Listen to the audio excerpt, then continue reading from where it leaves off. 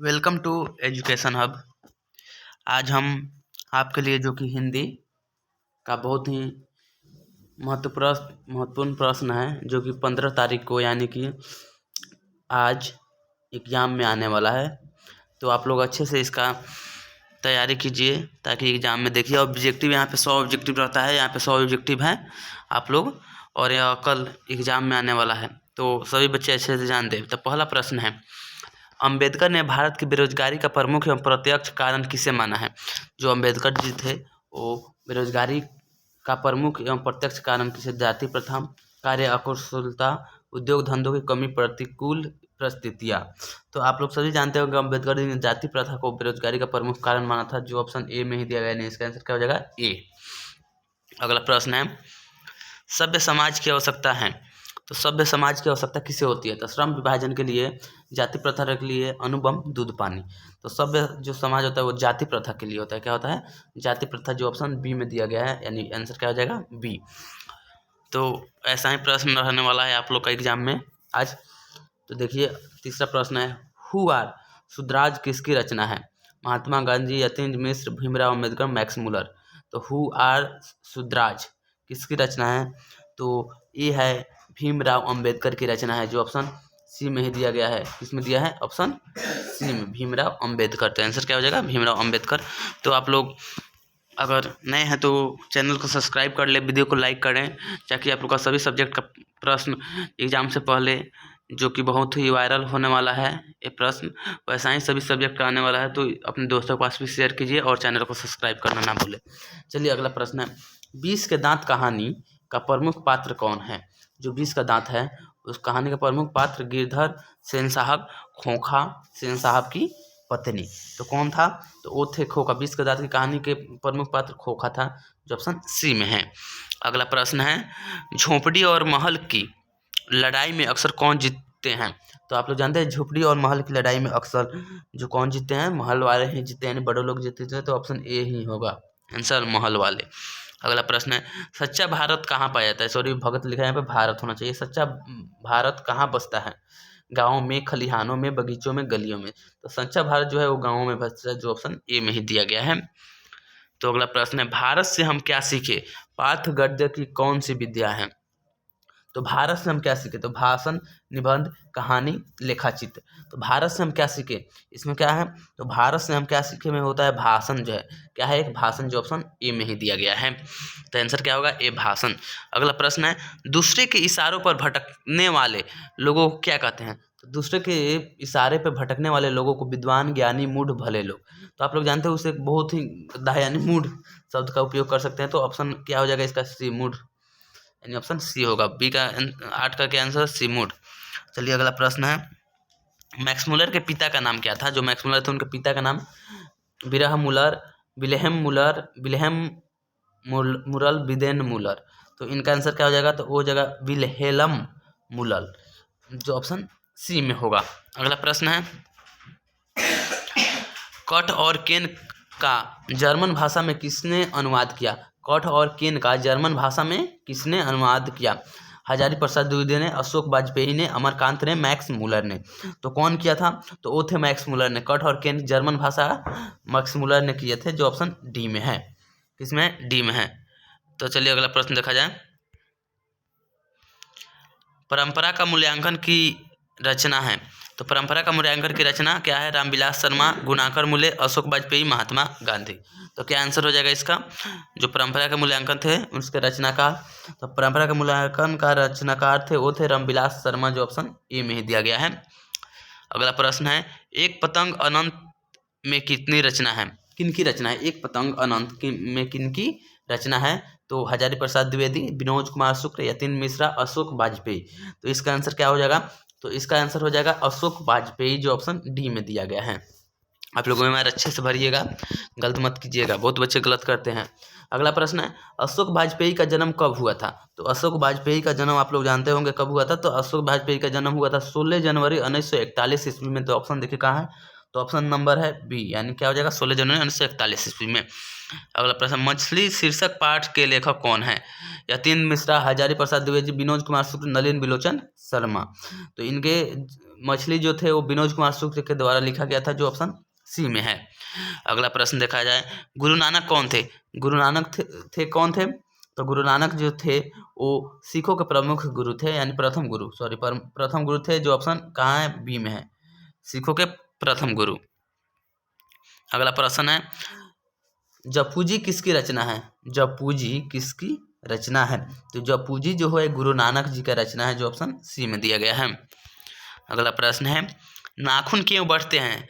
हिंदी की कौन विद्या है? जो नाखून क्यों बढ़ते हैं, हिंदी की कौन सी विद्या है? ललित निबंध, कहानी, कविता, उपन्यास। तो है ललित निबंध। तो आप लोग अच्छे से तैयारी कीजिए, ऐसा ही प्रश्न रहने वाला है एग्जाम में। और आप लोग आइए और कमेंट कीजिए जहाँ कैसा रहा क्वेश्चन। विरह लीला किसकी रचना है? रसखान, कबीर, घनानंद, प्रेमघन। तो इसका आंसर क्या हो जाएगा? तो इसका आंसर हो जाएगा घनानंद। विरह लीला जो है वो घनानंद की रचना, जो ऑप्शन सी में है। अगला प्रश्न है, घनानंद का जन्म कब हुआ था? इनका जन्म कब हुआ था? घनानंद का जन्म कब हुआ था? तो वो हुआ था 1689 ईस्वी के आसपास में हुआ था, जो ऑप्शन डी में ही है।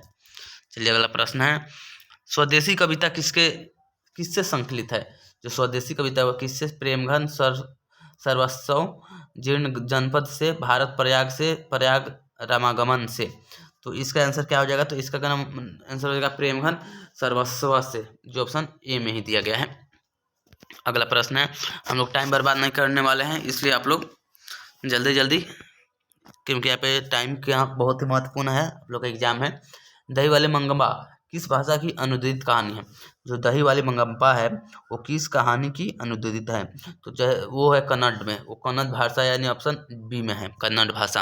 अगला प्रश्न है, टॉल्स्टॉय कौन थे? हिंदी लेखक, अंग्रेजी लेखक, रूसी लेखक एवं फ्रेंच लेखक।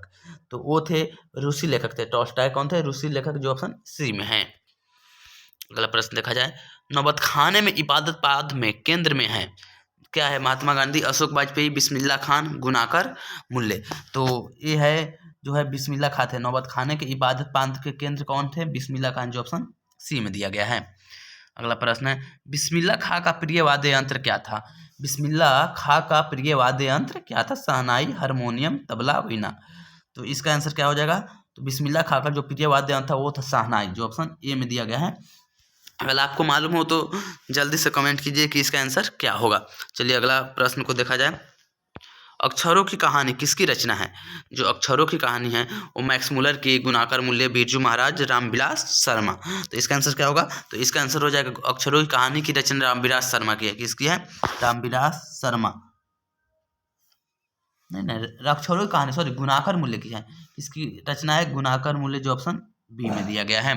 अगला प्रश्न है, शिक्षा और संस्कृति किनकी रचना है? अशोक वाजपेयी, रामविलास शर्मा, महात्मा गांधी, यतीन्द्र मिश्र। तो ये है महात्मा गांधी की, जो ऑप्शन सी में दिया गया है। अगला प्रश्न क्या है, बहादुर को लेखक के घर कौन लाया था? बहादुर को लेखक के घर उनकी बहन लाई थी, साला लाया था, या उनका भाई या उनका चाचा। तो वो थे जो लेखक, बहादुर को लेखक के साला लाए थे, जो ऑप्शन बी में दिया गया है। आंसर बी हो गया इसका। अगला प्रश्न है, सुजाता का वास्तविक नाम क्या था?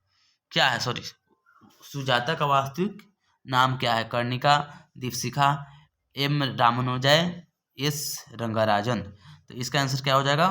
तो इसका आंसर हो जाएगा एस रंगराजन, यानी ऑप्शन डी में है। अगला प्रश्न है, सतकोडी होता है कहाँ के प्रमुख कथाकार हैं? बिहार के, मद्रास के, उड़ीसा के, लखनऊ के। तो सतकोडी होता है वो है उड़ीसा की कहानी है। कहाँ की? प्रमुख कथाकार कहाँ के हैं? वो उड़ीसा के, ऑप्शन सी होगा आंसर इसका। अगला प्रश्न है, मंगवा किस शहर की दही बेचा करती है? मैसूर में, मद्रास में, बेंगलोर में एवं उड़ीसा में। तो वो हो जाएगा मंगवा थी, जो वो दही बेंगलोर में बेचा करती थी, जो ऑप्शन सी हो जाएगा। अगला प्रश्न है, पूर्वज लक्ष्मी के लिए कितना खेत छोड़ गए थे? 4 बीघा, 2 बीघा, 1 बीघा एवं 3 बीघा। जो पूर्वज थे वो लक्ष्मी के लिए केवल 1 ही बीघा खेत छोड़ गए थे, जो ऑप्शन सी में है। अगला प्रश्न है, मंगू कब से पागल है? जन्म से, युवा अवस्था से, बचपन से, भूत दिनों से। तो क्या होगा इसका आंसर बताइए आप लोग। तो वो जो मंगू था वो जन्म से ही पागल था। ऑप्शन ए हो गया इसका आंसर। अगला प्रश्न है, गुरु नानक की भेंट किस मुगल बादशाह से हुई थी? गुरु नानक की भेंट बाबर से हुई थी, हुमायूं से, अकबर से, जहांगीर से। तो क्या हो जाएगा इसका आंसर? तो गुरु नानक की भेंट जो हुई थी वो बाबर से हुई थी। बाबर यानी ऑप्शन ए में होगा आंसर इसका। मछली शीर्षक पाठ साहित्य की रचना कौन विद्या है? निबंध, कहानी, स्मरण, नाटक। तो क्या होगा इसका आंसर? तो इसका आंसर हो जाएगा मछली शीर्षक जो पाठ है वो कहानी है, जो ऑप्शन बी में दिया गया है। अगला प्रश्न देखा जाए, हम बार बार नाखून क्यों काटते हैं? स्वच्छ रहने के लिए, बर्बरता समापन होने, सुंदरता के लिए, मजबूरी से। तो इसका सभी बच्चे आंसर जानते होंगे। क्या स्वच्छ रखने नहीं, उसको बार बार चाह समापन हेतु। ऑप्शन बी में, यानी उसका हमेशा खत्म कर देनी चाहिए। नागरी लिपि पाठ्य साहित्य की कौन सी विद्या है? निबंध, डायरी, नाटक, कहानी। तो कौन सी विद्या है? तो है नागरी लिपि निबंध है। ऑप्शन ए होगा आंसर। आप लोग को सभी हिंदी और व्याकरण का प्रश्न है, इसमें ऑब्जेक्टिव में रहता है, तो आप लोग देखिए अच्छे से तरह से। पठित पाठ के आधार पर बितलाइए कि मोटर कार को खतरा किससे हो सकता है?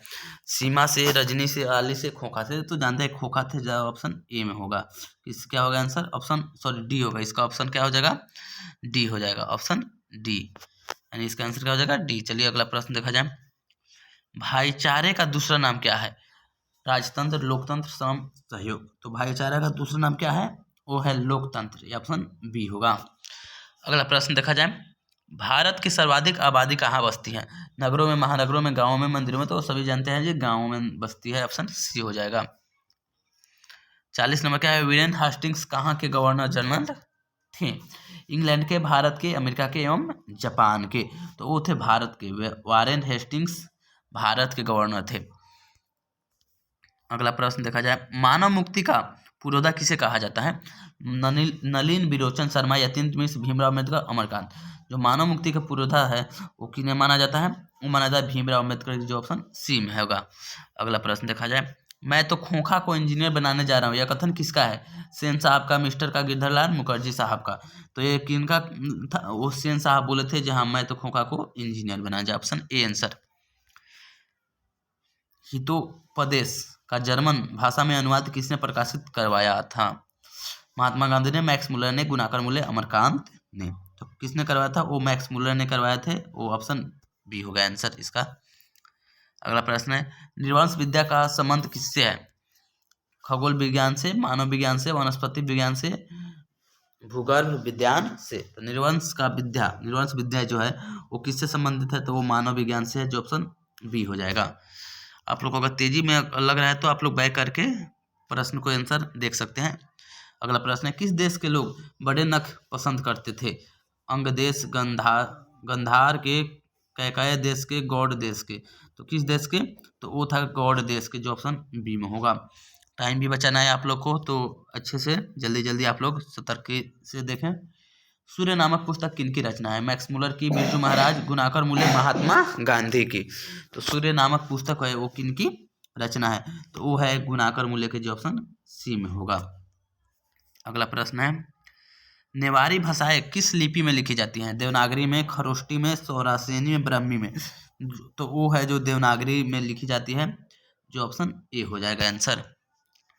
अगला प्रश्न है, जिंदा और जोक किस लेखक की रचना है? भीमराव अम्बेडकर, गुनाकर मूल्य, अशोक वाजपेयी, अमरकांत। तो किनकी रचना है? तो वो है अमरकांत की रचना, जो ऑप्शन डी में दिया गया है। बहादुर कहाँ से भागकर आया था? भोपाल से, नेपाल से, बंगाल से, तिब्बत से। तो जो वो था वो नेपाल से भागकर बहादुर कहाँ से आया था? नेपाल से, जो ऑप्शन बी में दिया गया है। अगला प्रश्न है, लेखक रामविलास शर्मा का गांव का नाम क्या था? लेखक रामविलास शर्मा के गांव का नाम क्या था? तो वो उनका गांव का नाम था ऊंच गांव सानी। ऊंच गांव सानी, जो ऑप्शन बी में दिया गया है। आंसर क्या हो गया? बी। पंडित बिरजू महाराज किस घराने के वंशज थे? बनारस घराने के, लखनऊ घराने, डुमराव घराने, जयपुर घराने। कहाँ के थे? तो वो थे लखनऊ घराने के, जो ऑप्शन बी में दिया गया है। क्या आंसर होगा इसका? बी। चलिए अगला प्रश्न को देखा जाए, भौतिकवाद का अर्थ भाग्यवाद नहीं है किस निबंध की पंक्ति है? नागरी लिपि, परंपरा का मूल्यांकन, श्रम विभाजन और जाति प्रथा, नाखून क्यों बढ़ते हैं? तो वो है परंपरा का मूल्यांकन का, जो ऑप्शन बी में दिया गया है। अगला प्रश्न है, बिरजू महाराज का संबंध है तबला वादन से, संतूर वादन से, बांसुरी वादन से, इनमें से कोई नहीं।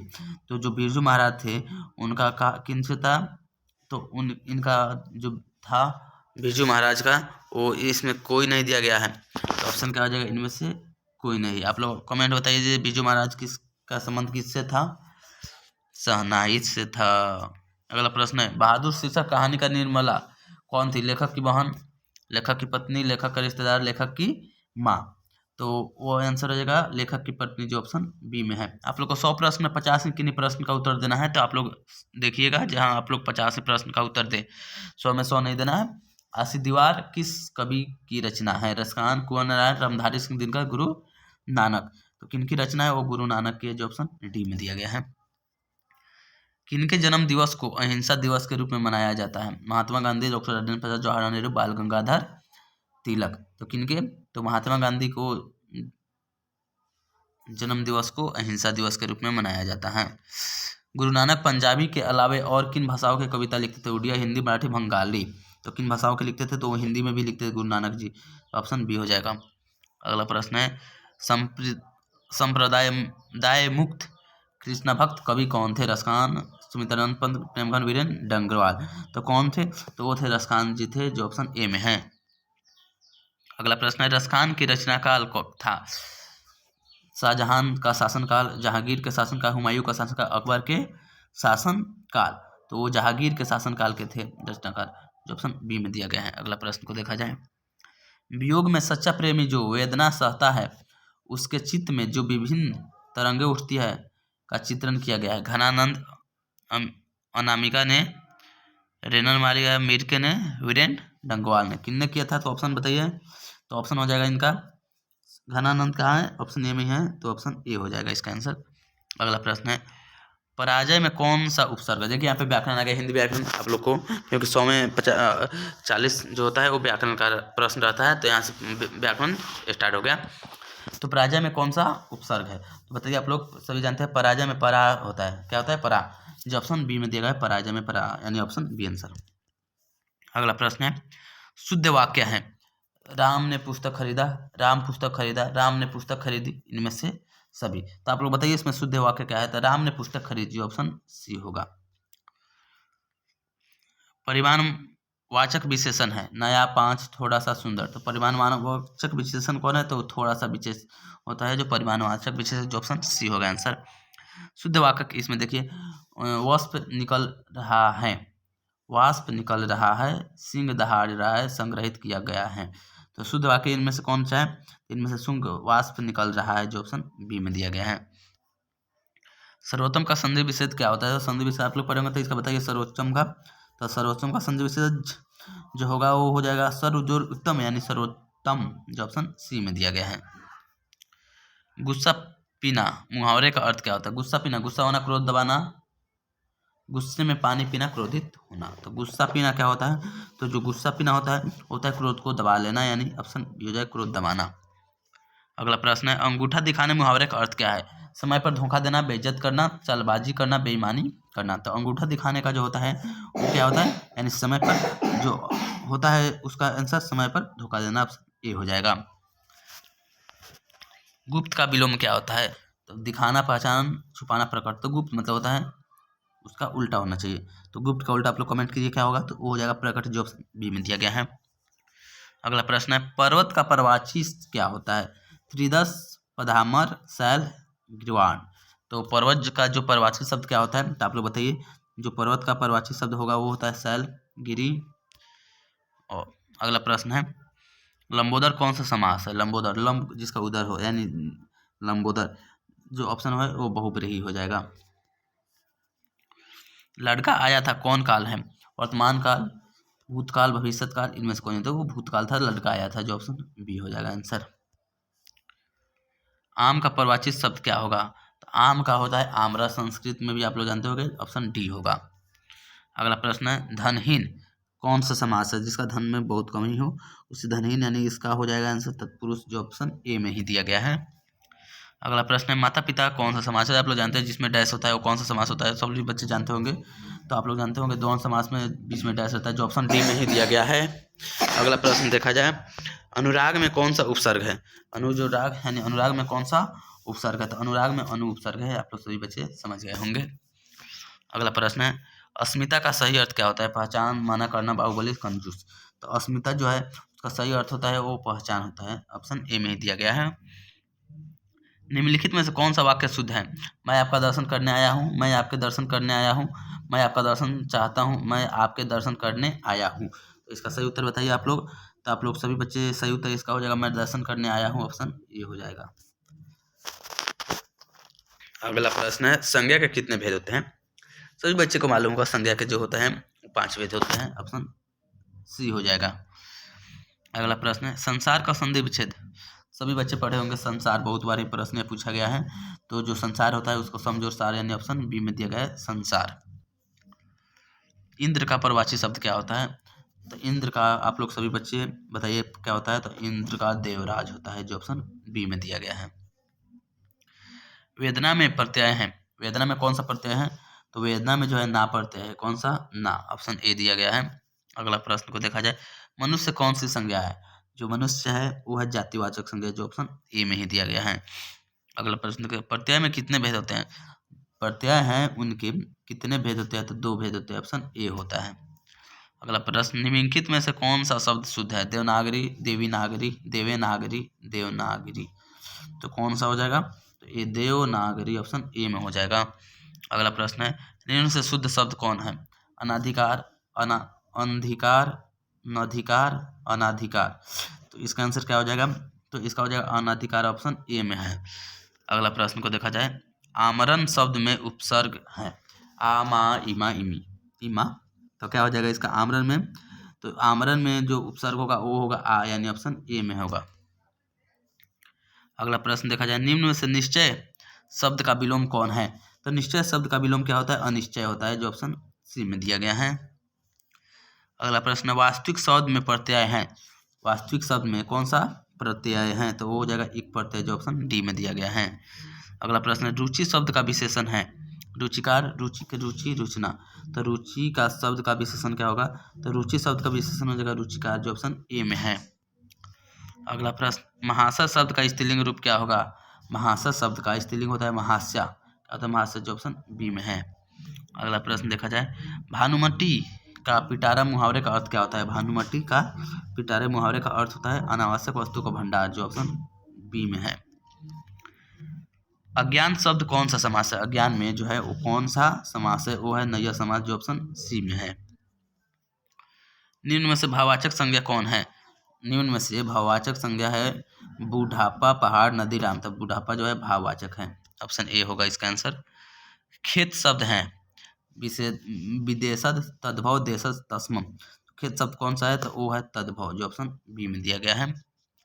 अगला प्रश्न क्या है, सत्य के लिए आग्रह के लिए एक शब्द है। सत्य के लिए आग्रह एक शब्द है, कौन हो जाएगा? तो सत्य के लिए आग्रह के लिए एक शब्द क्या होगा आंसर इसका? आप लोग बच्चे कमेंट कीजिए। तो इसका आंसर सत्याग्रह, जो ऑप्शन सी में है। क्या आंसर हो जाएगा? सत्याग्रह। अगला प्रश्न देखा जाए, वह छत से क्या है? वह छत से गिर पड़ा। तो वह छत से गिर पड़ा यह किस कारक का उदाहरण है? तो वह छत से गिर पड़ा वो हो जाएगा अपदान कारक, जो ऑप्शन ए में आंसर है इसका।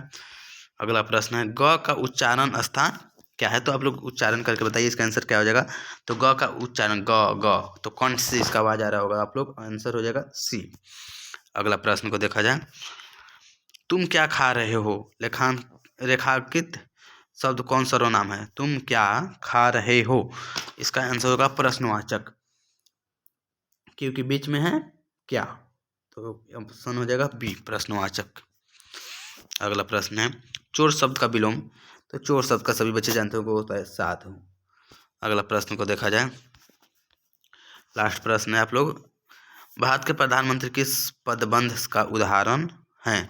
वो संज्ञा पदबंध का है, जो ऑप्शन ए में दिया गया है। तो आप लोग सभी बच्चे एग्जाम अच्छे से दीजिए, यही कामना करता हूँ। सभी को बेस्ट ऑफ लक, और चैनल को सब्सक्राइब और लाइक भी जरूर कीजिए, और दोस्तों के पास शेयर कर दीजिए।